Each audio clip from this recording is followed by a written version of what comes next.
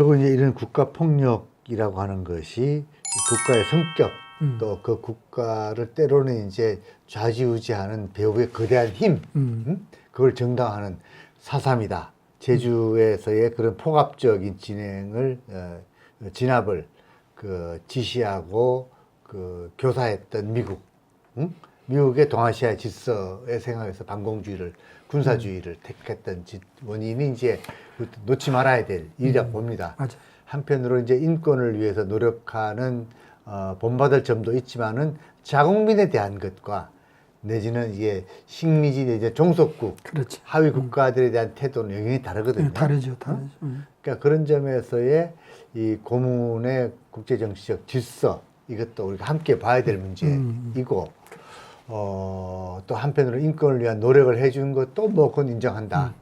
그런 점에 소위 카트 인권 외교, 실상도 허상도 다 있지만, 예, 그렇지. 그런 것들을 함께 볼 필요가 있다고 생각되고.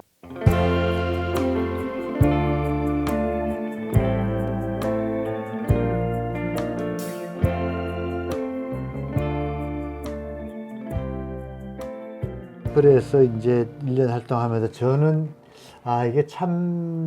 이게 무슨 대중적 열기처럼 활활 타오를 일도 아니지만은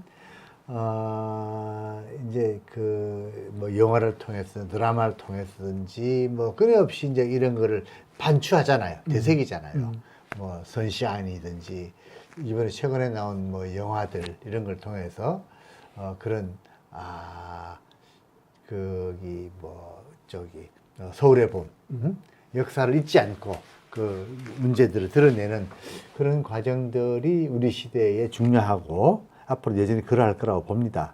그럴 때 이제 우리 고폭업체가 활동을 쭉 하면서 지금 어떤 이 당면한 과제, 무엇보다도 이제 크게는 정부가 이 고문 국가폭력 피해자에 대한 온전한 책임감 있는 조치들이 미흡하다. 그건 이제 과거에 국가폭력을 행사했던 당사자들에 대한 처벌의 미흡하고 함께 맞물려 있는데, 과연 우리가 이제 어떻게 우리의 활동 과제들을, 그러니까 당사자들을 보듬고 치유하는 회복되는 과정, 재활, 치유, 회복되는 과정, 그리고 동시 국가는 그것에 대한 일정한 책임을 지고 노력을 해야 하는 과제들, 이런 과제들, 또 우리 사회는 또 그런 어두운 역사를 기억해서 기억투정을 통해서 다시 반복되지 않도록 하는 이런 것들이 함께 있다고 보는데, 그런 것들을 위한 우리의 노력 방안, 좀 그런 것이 좀 있을 수 있다고 생각합니다. 네. 여하튼 우리 고폭업체가 몇 사람 되지는 않지만 그래도 이제 이래서 위원장하고 또 사무국장 중심으로 해서 몇 사람들이 끊임없이 한 달에 한 번씩이라도 여하튼 영화라고 하는 이런 문화적인 어떤 산책을 통해서 해외 내지는 국내에 여러 가지 이제 고문과 국가 폭력에 대한 영화들을 보고 좀 대화 나눌 수 있었던 굉장히 유익하다고 보고요. 어떤 시대적인 상황들을 전체적으로 한번 반추할 수 있는 귀한 기회가 되었다고 생각되어지고, 여하튼 이것이 급작스럽게 자기가 고문받고 국가 폭력에 의해서 어려웠던 시절을 보냈던 것을 다 이렇게 노출시켜서 여기에 동참할 수 있는 사람들이 그렇게 많지는 않겠지만, 그리고 또 장기적인 어떤 그런 과정을 통해서 그런 사람들의 어떤 인성이나 어떤 치유 과정이라든지 이런 것들을 이제 우리가 준비해 나가야 되겠지만, 제일 중요한 것은 결국 이 고문과 국가폭력이라고 하는 것이 존재함으로써 말살되어지는 인간성, 또 우리 사회의 어떤 의미에서는 부정의, 이런 것들이 사실 어떤 형태로든지 제거가 돼야 된다. 그래야 사람 사는 세상이 올 수 있는 건데, 그런 것들을 위해서는 예를 들어서 무작위적으로 권력자들에게 니들 당신들 잘못했으니까 그거 사과하라고 한다 해서 하는 게 아니고, 또 그렇게 되어질 수 있는 상황도 아니고, 결국 국민들의 뜻이 어떤 의미에서는 대표성을 가진 국회라든지 이런 데서 그런 것에 대한 정확한 명확한 검증과 어떤 법적인 제도적인 장치들을 마련해서 그렇죠. 결국은 국가 권력이 그런 일들을 재발하지 않도록 또 그런 것을 통 고문과 뭐 국가 폭력에 의해서 희생당한 분들이 그 피해자들이 그 상처가 치유되어질 수 있도록 이런 제도적인 장치들을 마련해 가야 되는데 그렇지 않으면 절대 집권자들은 그런 일들을 하려고 그렇죠. 하지 않으니까 결국 그렇게 하려면 민의가 성축되어야 되고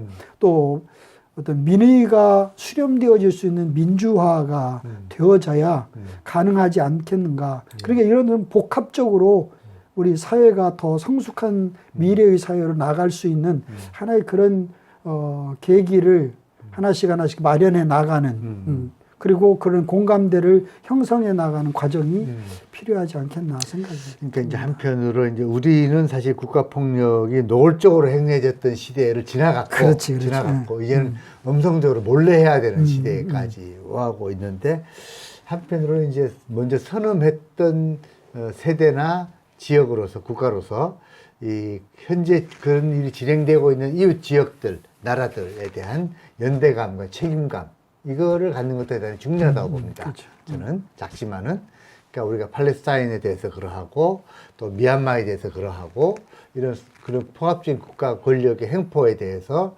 인류 양심으로서 그렇죠.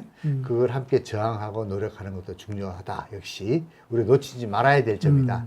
결국 이제 인간 존중의 가치, 정신 이런 가치들을 통해서 그걸 극복해내고 그리고 그런 국가 폭력과 권력은 반드시 그에 상응한 처벌과 제약을 받는다라고 하는 것을 학습시키고 사회적 여론화하고 그것이 아예 상식화되는 사회가 돼야지 그래야만 그 누구도 그럴 수 없다라는 생각을 가지게 되지 않나. 그러니까 아마 그런 과정을 통해서 고문 피해자들의 치유, 재활이 또 한편으로 이루어질 수 있는 것이다.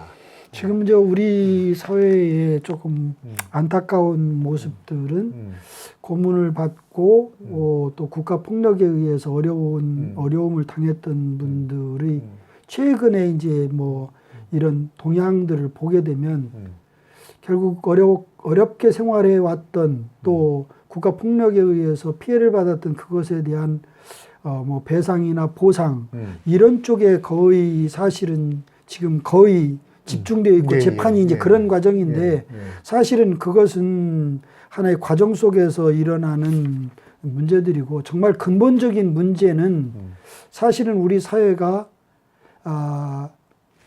집권자들에 의해서 또 예를 들어서 지배욕을 가진 권력자들에 의해서 자기 정당성을 확보하기 위해서 국민들이라든지 힘없는 백성들을 고문하고 또 억압하는 사회는 건강한 사회가 아니다라고 하는 것에 대한 분명한 인식 전환 이런 것들이 필요하고 예를 들자면 국가 권력자들이 그런 고문과 국가 폭력을 자행하는 원인도 되지만 거기에 기생해서 자기의 삶을 이어가기 위해서 혹은 그러한 지위를 놓치지 않기 위해서 사실은 그 주변에서 혹은 조직적인 어떤 체제 아래서 국가 폭력을 구상하고 그런 것들을 끊임없이 재생시켜가는 하나의 그런 그룹들이 존재한다. 예를 들어서 이근한과 같은 이런 사람들이 국가 안위라고 하는 이름으로 뭐 그렇게 하다 보니까 이게 이제 해결이 되어지지 않는데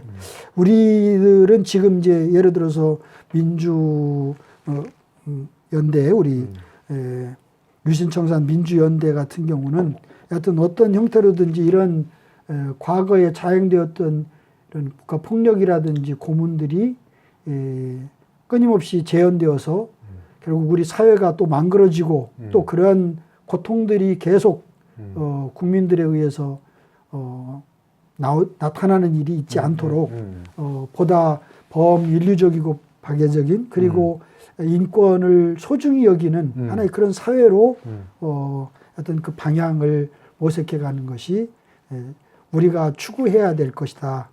그렇게 생각이 듭니다. 그러니까 현실적으로 이제 학생 인권제를 폐지한다. 뭐 이런 등등의 여제 이제 반역사적 때로는 반동적이기도 할 정도의 그런 흐름이 있죠. 흐름이 있고 그래서 그거는 우리 인권에 대한 감수성, 인간의 존엄성, 생명권 이런 차원에서의 끊임없이 외치고 주장하고 해야만 그것이 또 우리 그렇죠. 유지되는 거거든요. 침묵하는 순간 그것은 다시 또 돌이킬 수 있는 나라로 빠지니까 그런 점에서 이제 뭐 소송을 하는 것은 한편으로는 개인적으로나 그 해당 사안에서 불가피한 점이 있지만은 그렇죠. 동시에 그걸 넘어서서 사회 여건들을 그렇게 만들어가는 것, 그렇죠. 그리고 그게 연대감을 중요하죠. 갖는 것, 그게 대단히 중요하다고 보고 그걸 어떻게 이제 제대로 갈 것인가 향후 과제라고 봅니다. 우리가 이제 꾸준하게 아까 말씀대로 영화를 같이 보고 얘기하고 작지만은 저도 거기에서 희망을 싹을 하나씩 키워가는 거라고 봅니다. 그래서 어느 순간 좀 힘이 나는 분들은 또 참여할 것이고 그렇게 갈 거라고 이제 그 피해자들에 함께 손잡고 나와서 얘기하고 또 우리 주변에 그런 노력들을 해왔던 사람들을 찾아보고 그렇게 가야 되고 특히 이제 우리가 이제 한 세대로서 70년대, 80년대 폭압적인 시대에 맞서 싸웠지만은 아직도 그 청산되지 못한 현실들을 극복하기 위한 노력을 함께 해야 되는 거 아닌가. 그래서 이제 최근에 그런 이제 국회에서 우리의 이제 그 복합적인 유신 체제 박정희 전두환 시기에 대한 청산 결의를 만들어내는 일, 포괄적으로 이렇게 개별 사안들에 대해서 집중해서 사람들이 대응을 하는데 저희의 유신청산 민주연대 입장에서는 한 시대 전체를 포괄해서 그렇지, 그 청산의 그렇게 해 노력을, 나가야 되죠. 그리고 제도화하고 시스템화하는 것, 그런 노력을 경주해야 되는 것, 그 흐름들을 놓치지 않고 가야겠다는 생각을 하게 됩니다. 예. 하여튼 뭐 인간이 살아가는 역사가 부끄럽지 않도록 또 우리가 만들어가는 사회와 미래가 우리 후대들에게 부끄럽지 않도록 또 식민사회나 예를 들어서 독재 시대에 있었던 그 어떤 의미에서는 권력자들의 횡포가 재현되어지는 사회로 되돌아가는 일이 없도록 우리가 제도적으로 그것들을 만들어가야 되고 이런 일들은 어떤 의미에서 보면 뭐 쉽지 않은 일이겠지만 국민의 대표인 국회의원들이 또 국회가 많이 나서서 이런 역할들을 많이 하는 일이 나는 필요하다고 봐져요. 예. 물론 뭐 우리 피해자들의 끊임없는 예를 들어서 요청과 또 그런 것들을 연구해 내가는 이런 작업들도 필요하지만 사실은 그런 역사가 대물림되지 않도록 역사가 퇴행하지 않도록 이렇게 미래를 향해서 나아갈 수 있는 여러 가지 긍정적인 제도들을 많이 바꿔나가고 또 우리나라 사례뿐만 아니라 외국의 어떤 그런 고문과 국가 폭력에 대한 이런 사례들도 많이 또 시대적인 것들을 반영을 해서 그런 것들을 많은 사람들에게 홍보도 하고 그렇죠. 또 그런 것에 공감하고 같이 의식을 가진 사람들이 모여서 이런 단체 활동을 하는 일들도 중요하다 이렇게 생각이 돼요. 그러니까 타인의 아픔에 공감하는 것이 인간인데 그렇죠. 그럴 수 있는 게 인간다움인데 그리고 이제 최근에 노벨 문학상을 받은 그 한강 작가의 그 문제의식 또 역시 그런 거라고 보죠. 결국 인간이 가지고 있는